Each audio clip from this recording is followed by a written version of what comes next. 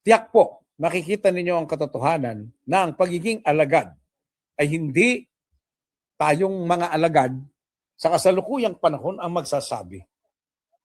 Ang pagiging alagad at ang pagiging Kristiyano ay magmumula sa pagtutuos, sa pagkilala ng ibang mananampalataya, ng ibang mga tao.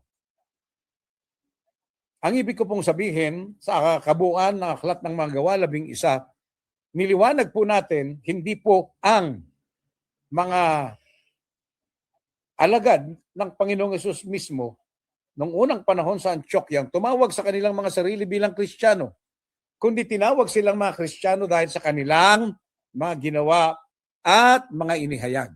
At nakita natin ang dalawang pangunahing katangian ng pagiging tunay at totoong anak ng Diyos kadugo ni Kristo, Kristiyanong anak ng Diyos kadugo ni Kristo, o Kristiyano sa mga naunang panahon, ay yung pong una, pagpapahayag ng buong katapatan na si Jesus ang Diyos at tagapagligtas sa mga anak at Espiritu Santo.